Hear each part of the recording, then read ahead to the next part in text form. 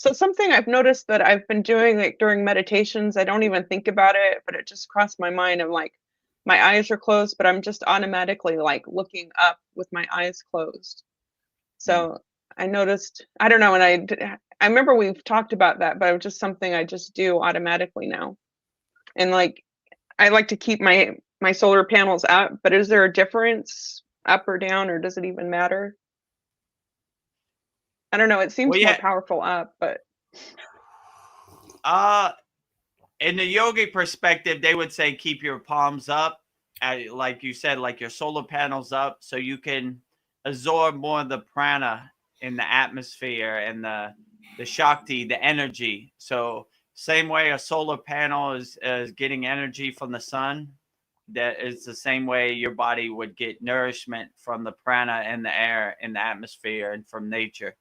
So that's why they would say keep it up. I mean, but you could just do the way that makes you feel the most comfortable, because that's probably the best thing to do. Are you mentally exhausted, consistently overwhelmed, and just craving some peace? I used to live in that mental chaos too, but Kriya Yoga gave me something no one else could: stillness in my mind, calmness in my heart, and energy in my body. You don't have to keep living in survival mode. Book a free call at kriyayogamasterclass.com or join my free school at freekriyayoga.com. If you're in a comfortable, relaxed state, you're going to have a more dynamic meditation, a more profound meditation. So comfort and relaxation is probably the most important key in the beginning. And I would just say, if you just do it however you feel the most comfortable.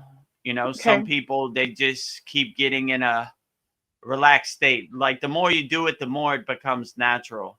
And it's the same thing with the eyes. Like in the beginning, it's a little bit strenuous to kind of always roll your eyes up and focus on your crown or focus on your third eye. But the more you do it, the more it becomes kind of natural. You know, like my guru used to say, not so serious, not so struggling. Like, don't try to overthink it. These things kind of naturally form and come into place. So just by making a sankalpa, an intention to focus your eyes upward and focus on your third eye or your crown, it'll gradually just happen naturally, and it'll be like second nature.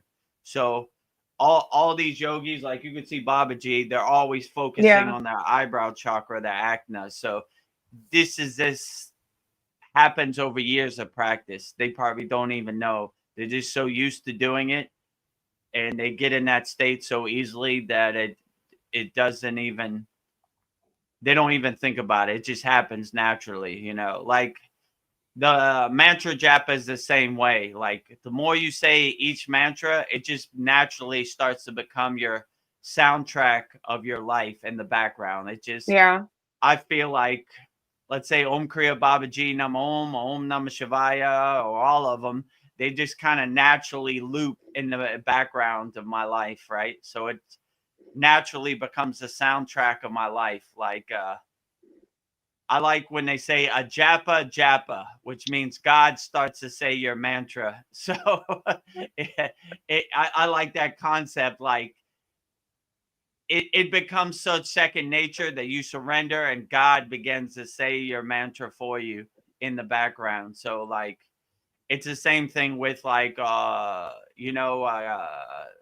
Kundalini Pranayama. You know, your tongue just naturally kind of relaxes in K-Cherry Mudra. It doesn't, you don't even have to do it after a while. It just naturally goes into place. So it's the same thing with the eyes and the breath and everything, I would Yeah. definitely say. Yeah, I like to look up also, and I heard the down hand position is like for grounding, more for Oh, grounding. Yeah, that's what they Yeah, tell that us. makes sense. Yeah. Like when you push it, your hands down, you're kind of anchoring yourself, you're grounding yourself into the ground, like centering yourself before you start your practice. And I need a lot of grounding because I'm only hanging on to the earth with one toe, and my head is on the clouds. Yeah, Yeah, so if you need extra grounding, ground yourself, anchor yourself into the ground so you don't float away into the clouds.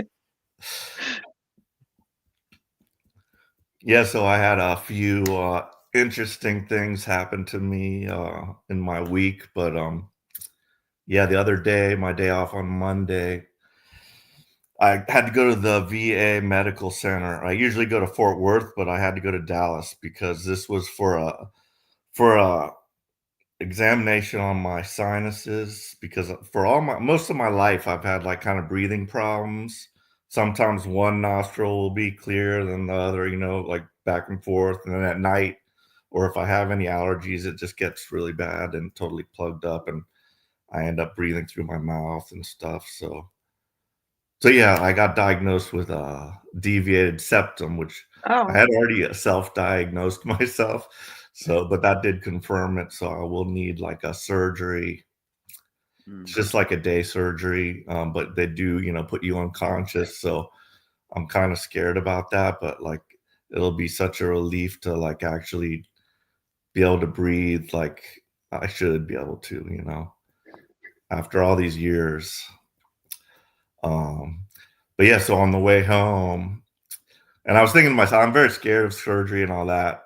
But I was thinking to myself, if Veronica, your daughter, can do what she did, then that's my hero. And I'm going to like remember that when I'm shaking in my shoes, right before surgery. But yeah. But yeah, so Yeah, I would say, yeah, go ahead. on the way home, as what happened to me last time when I went to Dallas, I got a blowout. I had just gotten new tires from the last blowout, and I don't know, I heard a pop, some kind of sound, and all of a sudden, low pressure warning comes on, and I'm on the highway. I'm like, oh shit, this sucks.